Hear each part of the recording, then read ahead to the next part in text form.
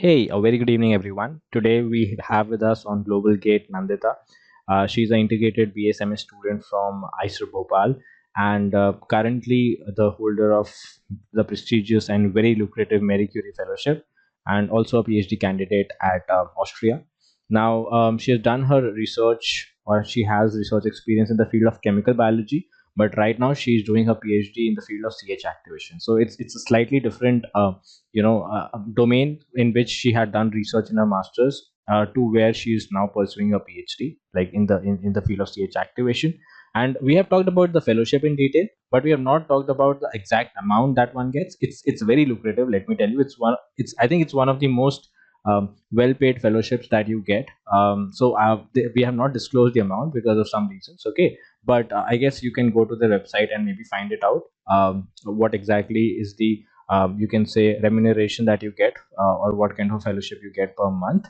And yeah, so let's talk to her. She has some very interesting insights and some very interesting stories regarding her interview. Okay, she would like to call it as a story rather than an interview experience, and you'll understand why. So it is quite interesting. And yeah, let's just get into it. Hey Nandita, how are you doing today? Fine. Okay, that's good. So even though I've introduced you, but I would just want you to, introduce to the viewers that where you Uh-huh. are currently, what you're doing, what is your research topic, and just a general introduction. Okay. Yeah. So, hi everyone. I am Nandita. I'm from Kerala, India. I did my integrated Bachelor of Science and Master of Science from ISA Bhopal. And currently, I'm a PhD candidate at Technical University Vienna. And my research topic, it is on CH activation, which I am working. Okay, that's nice. Vienna is, I would say, a quite a unique choice. So is there any reason why you chose this particular place, or was it like? No, there is nothing like that. I was just applying for positions, and this just came my way. I was Okay. applying to Europe. So yeah. Okay, that's nice. That's nice. So, I mean, what kind of like? I mean, I know it's a general question, but still, like, what kind of like motivated you to do a PhD and that too abroad? Like I guess Mhm. one always has the option to do it within India as well. But Yeah, but for me, I was really in a dilemma whether I should go for a PhD or whether I go for a job. But then also, like, if I want to go for a job, I was like, I want to stick into this subject. Like, I want to stick into my research field, or I have to do something in chemistry, which I think it's not that easy to get a job in, like how we think. So Mhm. then I decided that, yeah, then I will go for PhD anyway. Like, the reason is that it's not just one reason, it's like multiple things which account to that. So thing was that when I was discussing with my seniors, I found that going abroad, like the work environment that they're having there is quite nice. Okay. And also I also wanted to have more networking, get into more Mhm. networking. And since I was so fortunate to do my master's at ISA Bhopal, so which I think I got a pretty good research environment there. So I just want to expand that. So that was also one reason. And my professors were also supportive to go abroad if I want to do PhD. So yeah. Okay, that's nice. But like I have interviewed a lot of students on Mhm. this channel. In fact, PhD aspirants, and what I found is like, especially a lot of them are from ISET Bhopal, and they are pursuing their PhDs abroad. So I guess the environment that one gets, the research environment that one gets in ISET Bhopal is, I would say, quite top notch. In comparison to, Yeah, let's say, the IITs also. exactly. Exactly. Yeah. Right. Professors, they are also really supportive. Mhm. So you will get into that. Like that environment makes you. Yeah, that makes sense. Like if there's a place where a lot of students are going up for jobs, Mhm. so then there's an environment of everybody would want to Mhm. get influenced and would want to do a job rather than do a PhD. So yeah, that does make sense. Yeah. Like I said, you are Mhm. you mentioned that you are a Marie Curie fellow. So how did you come to know about this Yeah. fellowship? And like, honestly, when I hear about this Marie Curie fellow, and I think of applying about it, if I was, Mhm. back then in 2016, 17, I was like, nah, I can't do that. I mean, I would not never get selected. So, because it's a really prestigious fellowship. So first of all, what motivated you to, apply for this, and how did you come to know about it? Decided like I want to do PhD, I used to talk with my seniors. Mm-hmm. So and I must say that because the Mahesh you have like the section, the video you had with Mahesh, I had a chat with him, and he really encouraged me to apply for this PhD fellowship, like the Marie Curie. It's really prestigious. I may not be get selected. It may have many criterias, but somehow then I thought, yeah, since the seniors are also suggesting, let me try it. And I was just searching through their website, what are the criterias. But like we may think that there are a lot of stuffs which is needed for getting into getting a fellowship like this. But I found that like for me, it like when I searched their website, it was like you need a master's degree program, like you need a master's degree in the subject which you want. And then the other criteria was that you shouldn't have stayed in the abroad or the host institute, which is going to take you more than 12 months or something. So which we Indians can, like it doesn't bother for anything. So then I thought, yeah, I will just go for it. Okay, That's that's all. nice. So like I have no clue, and I'm sure a lot of others would have no clue about the fellowship. So could you give a quite a detailed overview of how you applied and what all things are required and everything about the fellowship? Because honestly, like I would not be able to ask you in-depth questions on this because I am also not really aware of the fellowship as such. Okay. So Marie Curie PhD fellowship or postdoctoral fellowship. So this is a fellowship which is created by European Union. Okay. And these are offered to several research field, like more than 40 research field. This fellowship is offered. It's not just STEM, but it's to arts and other fields also have this research, like this fellowship. And this fellowship, it is for 3 years you will get. And how it works is like there are 3 types of Marie Curie fellowship.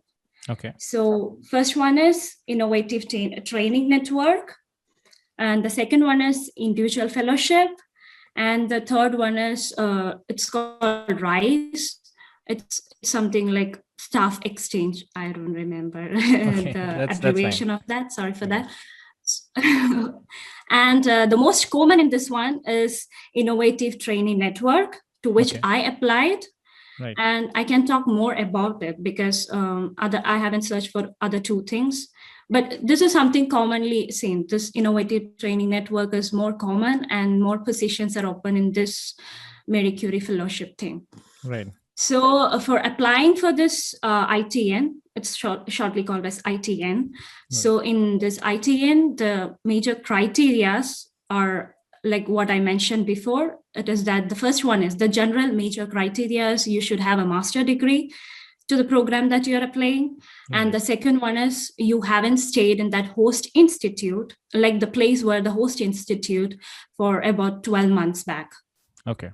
That's I think that criteria for Indians, it's not that problem. Right. So yeah. Sorry to interrupt you over here, but I think a lot of viewers would need some clarity about how do you apply to a host institute, or how do you get approval of a host institute? So for you to apply, what you have to do is they have a site like Marie Curie website. I can share it with you. So they have, and also from Euraccess. Euraccess also publishes all the Marie Curie fellowship things. Right. So in this innovative training network, they will be publishing they will be publishing this much positions are available, or you can apply. It's like an open position application. So it works like open position. So you just have to get into the website. There will be open positions. You can just filter it according to your criteria, like which research field you have to work. And you just have to enter in that, and the other criteria remain for the same. Because for how I did that is like I applied through Euraccess, and in Euraccess I find this. It's like a consortium. Like it was called Chair Consortium, this network, which I applied, and I saw their website. I went to their website, and there were about 15 positions. Yeah. Okay. So from that, I just applied. Big collaborative project in which a lot of people were working on, so they had multiple positions available in that. Yeah, it works like that. It is like, and the collaboration is between academy and industry. It brings both together. Okay. So it's like, for me, it was like 15 networking laboratories in Europe, and 15 positions for that. So all those positions were funded by the Marie Curie Fellowship, right? Yes. Okay. Right. Yes. It's funded by Marie Curie. It is funded by, like, it's a consortium which is funded by Marie Curie. So Understood. everything is funded by Marie Curie.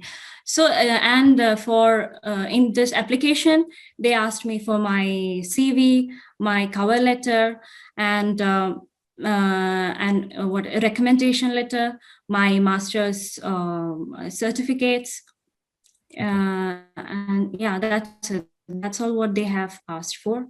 And I just applied it, and then I got this call for interview. Yeah. Okay. So But I have a story for my interview as well. Okay, yeah. It has a long story to go. Okay. Yeah.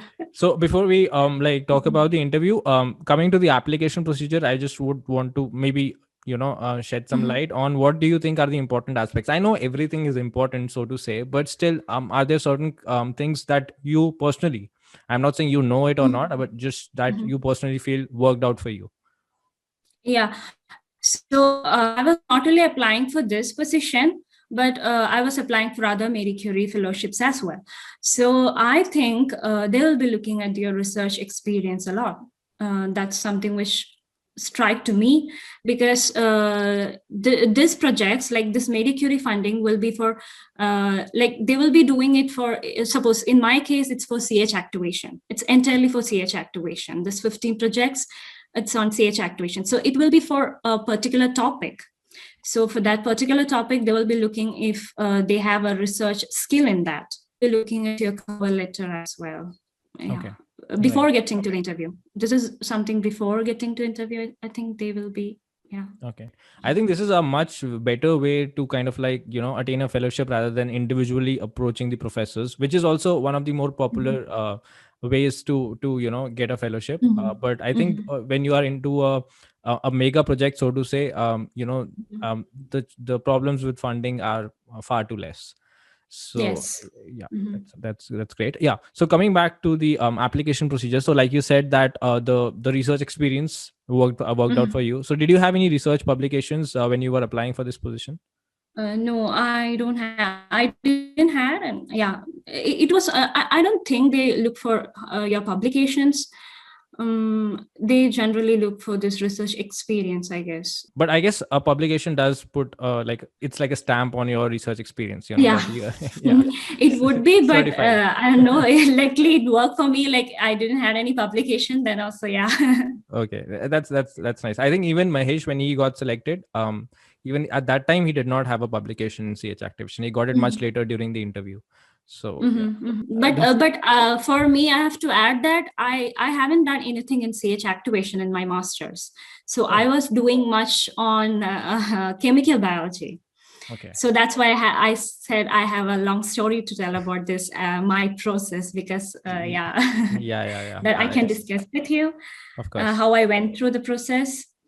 It sounds quite interesting. But one last question before that is, I've heard that grades also are something which are evaluated and are given some weightage at European countries specifically, because they don't have any other parameter to get to kind of like evaluate it by, like you don't have a GRE or a TOEFL or something of that sort. So if you don't mind, what were your grades like during your integrated bachelor's and master's? So for me, I was just 8 point. Okay. Right. Yeah. So, but I personally, when I give other interviews also, I personally didn't feel that they will be looking into your grade much. Like they will be looking at your grade, whether they have a cutoff. Like they also have the European Commission. They also have the cutoff, like above 60%. They are asking. So they just looked at. I personally feel like that when I was applying to other positions also. It's not that your grade is mattering a lot, but if you have a good CPI just above 7 point, it works. Yeah, I feel so. Yeah. And coming back to the since you mentioned cover letter is also something that you feel is important. So did you have any help from your seniors, or how did you go about writing a cover letter? Yeah. So in first go, like when I was writing, like I was very lazy. So I don't want to spend so much time. I was like, I don't want to spend so much time in writing this. So I just read some of the cover letters and I just copied some, like frankly speaking, I just copied some words and like I was like, okay, I will apply with this. Like I was not at all serious. Yeah. And I just asked some seniors also, but I was not at all serious about this. But when I started applying, I find that I'm not happy with this because I did something. I didn't do anything. I'm just applying, and I didn't find it I didn't find it good for me. Like I didn't feel happy when I was applying. Then I thought that I will sit, I'll write myself. Then I just 1 week I just had a thought like what all things I will write, and then I wrote, and I can say that like my cover letter was at the end, it was nice, it was good, I guess. Okay. So then I started getting calls for my interview calls as well. Yeah. Okay. So just out of curiosity, did you get any interview call with that lazy cover letter that you wrote? No. Okay. No. And I didn't apply much as well. With that, I just applied 3 or 4 positions. Then I was back and thought that no, this is not good. I'm not like I didn't do much, but I should put my energy to do something. And then Okay. I guess it would need some to answer this question. It would need some, I would say, courage, but still, I would still ask you this. Okay, so a lot of students get demotivated after applying to 10 positions and not getting a short list. So if you could tell me, how many positions you applied to and how many shortlists you got for the interview. Not that easy to get shortlisted because some people may think that within 2 or 3 applications you may get shortlisted, but it's not the case. You may have to apply so much and so many. So for me, for me, I have applied, I think about 50 applications, and with very seriousness. There are some other applications like I was doing trial and error method.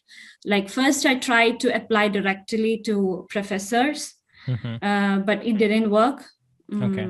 Then I thought, what I did was I thought I will apply with the same positions as my master thesis. Okay. That was the second thing which I did. But it worked to a certain level, but I got, I think, 1 interview call for that. Okay. But I was seeing not many positions opened in that. Like I was always then applying to open positions through access, through academic positions. So so many I didn't see many options in that. So the third thing, I started filtering through my research experience. Like as an organic chemist, I know this instruments. I have experience in handling the chemicals. So with those criteria, I started applying. And for me, the third one worked well because, I think I got interview calls for 4 positions before this one. And in this regard, I applied for about 50 applications. Yeah. Right. So it's like 1 in 10. Like if you apply to 10 places, you got 1 shortlist. Yeah, maybe, or it may be case, but it may not work as well. Yeah. So you have to keep applying, like trial and error method. I like how you feel, what is lagging behind in your application. Try to improve in that, then apply. and yeah, keep applying. Yeah, And that's that, what that's I can actually say. a very Yeah. a very valid point, because I can tell you one of my friends who actually also kind of like came on YouTube and had a discussion with me. Mhm. He has a brilliant profile, so even if you have a really brilliant profile and you have the experience in that domain, still you might not get that position because there is so much competition. So don't get dejected. Like 1 in 10 is still a really good number. Sometimes people apply to 100 places and they get 2 shortlists. So I mean, just make the best of your shortlist whenever you get that. Yeah. Okay, that was really helpful. So yeah, coming back to the interview part. Yeah, so when you got the shortlist, how did the things go? So I can say it as a story because it's a story. Yeah. So I applied for this position at October or November. I don't remember. So I got a interview call after October for This was this 2019, position. right? Yeah, it was 2019. Before COVID, basically. Yeah.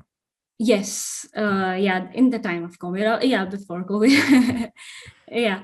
So I got the interview call, and for the interview there were 3 rounds. They said there will be 3 rounds. In first round, I have to present my master thesis. Second round, they will be giving a paper which I have to present, and my master thesis will be there. And in that, like in the first interview, there was only supervisor who is going to take for the PhD position, and the second interview there will be another person from the consortium, the network will also be there to interview you, and the third interview will be like a more of general talk. They said like that. Okay. So for my first interview, this professor was there, and I was said to present my master thesis for 5 minutes. This was an online interview, right? Yeah, it was a Zoom call. Yeah, okay. Not call, a Zoom meeting. Right. So I was said to present my thesis in 5 minutes, and after that, we had discussion. He asked me so many chemistry questions. So it was all chemistry. So he asked me how. Yeah, sorry. Yeah, he asked me how you did this reactions. So he asked me something about my results, why you choose this substrate, and those kind of things he asked me. And after that interview, so he mailed me that, yeah, your interview was really nice. So I would like to call you for the next round of interview, in which you have to present a paper, which I will be giving you. And I said, okay. And he sent me a paper 7 days before the next interview. Okay. So he gave me a week to prepare for that, and in that I needed to make a presentation for 10 minutes of that paper plus 5 minutes of my master thesis. Okay. It was like that. So there were 3 people in my case. One the supervisor was going to take, and the second one from the consortium, and the third one was the supervisor's friend, who is working in TU Wayne. So for the interview, I presented my thesis work first. They had a question section on that. They asked me questions like, all of them asked me questions, and I will tell you why. The second, for the paper presentation, for that also they asked me lots of questions from the paper after presenting, which was also like more chemistry. How that was mainly on CH activation, that paper. Okay. So they were asking me general questions was also there, like in CH activation related, also with coupling reactions as well. And many of questions were from organometallics. Yeah. Of course, yeah. So maybe the mechanism-based questions, like what is mechanism-based about Suzuki reactions, different reactions they were asking. So that was also nice. More of chemistry. Yeah, that's all they asked. And that interview also went nice. And then he mailed me back that he said me that your interview was really nice. But since my master thesis, which was in chemical biology. It was in bioorthogonal reaction. He said he was very kind, and he said that my friend who was there in the interview, he works in bioorthogonal reactions, and he's really interested to take you into this his lab. So I was like, okay, like it was very kind, and I got interviewed, but I was happy for that. Okay. And then I mailed to the other professor, and he said that he can take me, but unfortunately now he do not have any open positions or funding at the moment. Okay. And he can mail me back on after March. Okay. March of 2021. So he said like that. Okay. So I said, okay, fine. And so, that was the end of the story. March there. of 2020 or 2021? So like March of 2021 is like 1.5 years after the interview, right? Sorry? Your interview happened in October 2019, right? Or October 2020? October 2020. Okay, I asked you earlier, you said 2019. That's why I said before COVID. I'm so sorry. And then okay. No issues. Yeah. Okay, so it was in 2020 October you had the interview, and then he said by March 2021 he might have a fellowship with him. Yeah, by March 21 he may have the fellowship, and he will call me back. It went like that. So I thought it's the close of chapter. Yeah, I will look into him in March, but I continue applying for other positions. But on February 2021, I again got a call from this professor, and he said that again he have another opening for the consortium, and would you like to join? And nice. I said, this was in CH activation, right? This was not CH activation. Okay, yeah. No. This is in the same consortium. Right. Same consortium. They opened another position. He said me, and he said again, but you will have an interview as same. You have to go through the interview as the same which you have done. I said, no issues. Then again my interview was there, but this time there was no two interviews, since I was already interviewed by them. I had the second interview where another person from the consortium. He was different. He was not the same which was in the last one, and he was also there. And this time they were asking more wider chemistry, like they were like how, and they were testing my skills also, whether I really have the skills which I'm pointing out in my CV. So it went like that, and then he said, you are selected.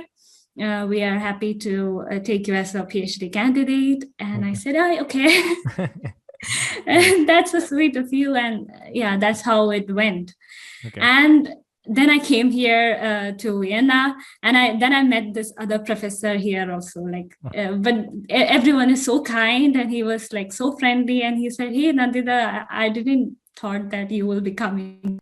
So maybe was that since that was a field that you had done your master's in, so were you interested in that field a little more than CH activation, or you were like, I want something to do with organic chemistry. I do not care whether it's chemical biology or it's core organic chemistry. Generally, for me, why this position was so attractive to me was they have industrial collaboration. Like I will get a chance to work in industry as well for 3 months.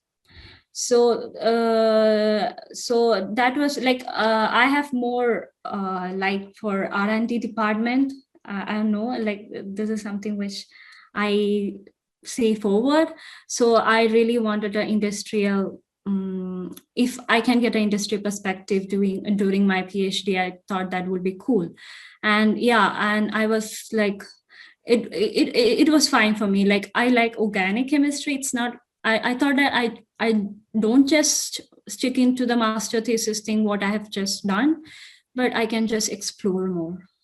It's cool as well. And I guess the experience of industry is also quite rewarding, I would say, because it's been 3 months since I've started working in the industry, and it's like it's totally opposite to how academia works. And there are skills, there are things that you can learn in the industry which if you stay in academia, I guess you would never learn, because it's very different how things work out. And I guess so that's great. And how Okay. is Vienna now that you are here, and how are the people? Vienna is a beautiful city, I can say, and I'm fortunate because now everything is open here. The COVID restrictions are getting down. Everyone is getting vaccinated. I also got my first vaccine from here. Okay. So, and here it's like now it's like summer vacation coming. Okay. So we can take vacations as well. So yeah. And did you find your circle over there? Have you made your circle over there, or? I didn't meet much in like I don't know here Indians are less I guess no I'm not sure about that because it's been 2 months and from my department I've just seen an Indian there, but from University of Vienna I have seen some other people from ICER Trivandrum. Yeah. Okay. No, but it's very common to find Keralites in Europe because of the out of 6 or 7 people I've interviewed, 4 of them were Keralites. Yeah. Like But, one of them is yeah. in Switzerland, two of them are in Germany, and I guess one of them is in Ireland. So, and then it's you in Vienna. So Here people are very kind. Even I'm in a like most of the people speaks German. So, but then also I'm fine. I'm happy here. Do you know a bit of German now, or like did you? I'm learning each day at lab. I used to have class from my lab mates. Okay. Yeah, I'm learning. Okay, it's like can you say can you answer this? Wo wants do? Who wants to do? What does? It's like where do you live? So ich liebe ein Vienna. Ich liebe in Austria, Vienna. Vienna, yeah. Wohin sie? It's like that, yeah. Wo wants do is I think where like wants is live, so wo is where, so wo wants do where do you live? Yeah. Okay. Yeah. We will make a German class here. Yeah. Thank you. Yeah. But here thing is like everything is in German. You can't see like if you are going for buying some things also, everything is in German. There is no subtitle for English or anything. Some things which I like to highlight as well about this fellowship. Yeah, maybe you can tell about the fellowship amount also because a lot of them would be interested in that as well. Yeah, the main highlight of Marie Curie Fellowship is its funding. Yeah. Because the funding it's divided into two. One is for researcher's cost. Another one is institutional cost. Okay. So in the researcher's cost, it is something that you will be paid for. Yeah, for this research cost, that itself is of three like it's also divided into 3. Pretty nice, good money for yourself. Okay. And since this institute is also funded by the Marie Curie, by the Commission, like the European Commission, you don't have to worry about the budget also, like about your. Right. And so in this research, and I have to say that so this institute will be funded in such a way that if you're going for a conference, they will give you back the money, like it is reimbursed. Then if you plan to study some language courses, that also they will pay you back. Yeah, and that comes under professional development, I guess. Yeah, for every training things that you get, you will be paid from the institutional cost, so which is pretty good. Right. If you would want to answer, maybe like I guess you can survive in 1,000 euros easily, if I'm not wrong, or 1,500. Yeah, sure. Yeah, sure. You can survive in 1,000 easily. Yeah, with your accommodation, which you pay, and with the groceries and everything that you get, and yeah, it's pretty. Another highlight is that you will come under working visa here, not as a student visa. Okay. So that's something which you can extend if you want to stay in the Europe after your PhD also. That would be good because you're coming in working visa, and you are considered as you're not considered as a student here. You're considered as an employee here. Nice. I guess that would really help for the citizenship as well, because I guess you need to stay in for 5 years. So if you work for 5 years, means 3 years of PhD, and then a couple of years of post PhD experience, I guess you could apply for citizenship as well. Yeah, that's another thing. Wow, Yeah, you were that's there. that's that's nice. That's something that was quite, I guess, would be quite beneficial for a lot of them. Mhm. Right. That's nice. Before I have your final words about the fellowship and how your experience, one last thing: what would you want to tell individuals who are, in their masters, and when they think about applying for their fellowship, they do not, maybe, it happens that you don't consider sometimes yourself to be worthy enough for such a prestigious Mhm. fellowship, or sometimes you say, Mhm. okay, there might be so many better people than me who might be applying with better Mhm. profiles. So Mhm. they just kind of like do not even try for that fellowship. So do you have Mhm. any piece of advice for such students? Yeah, like don't think so much. Like if you find some positions, keep applying. Whether what fellowship it's giving or which institute, like people may also think that this institute is world ranking 1 2 3 or something. I may not get there, but don't think that. You just keep applying to the positions that you find is good for you, like you can fit into it. You just apply for that. Even I won't say that, like there are many other fellowships as well. Like this is Marie Curie fellowship. Another one which I came to know then is Erasmus Mundus, which Okay. I lately came to know. So you can try for that as well. So if you're coming to Europe, you can try these fellowships as well.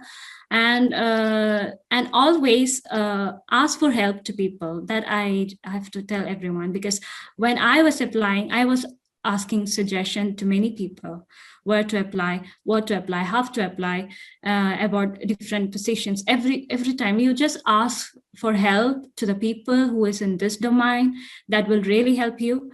And also try to create network. That is very important, I feel that, because when you network with many people of same kind, you will get to know many things. Of course. So that's also what I have to tell. And keep a faith in yourself. Like don't get demotivated just by getting rejections from a couple of positions that you're applying. Keep applying, take that spirit, just apply. And if you feel down, talk with your friends or talk with your family. It will help you a lot. Yeah. That's a really nice piece of advice.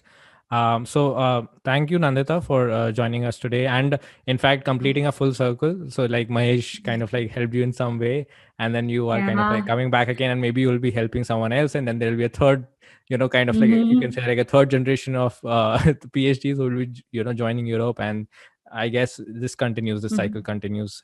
So Yeah, welcome and thank you so much. And your channel and Mahesh has helped me a lot through this process, because I have like I have watched other seniors also who have talked in your channel about how to apply to the positions. So I have taken some of the words from them and try to implement that in my application. So thank you so much for that, and keep going. And you're doing a great job there. Thank you so much for helping people like us. Yeah. hey guys, so I'm a verified educator on Unacademy, and along with that, I'm also available on the Unacademy Plus platform where I'm taking live classes along with other educators. So, in case you're interested in attending the live classes, you can subscribe to the Unacademy Plus platform using my referral code, that is SETHI, and that will give you 10% discount. All right. And in case you're not interested in attending the live classes, you can watch the free courses that are available on the Unacademy. For that, all you need to do is go to the Unacademy website or download the Unacademy Learning app and search my name over there, that is ACT. Once you do that, you will get the access to all the free courses that are available on the Unacademy platform. All right.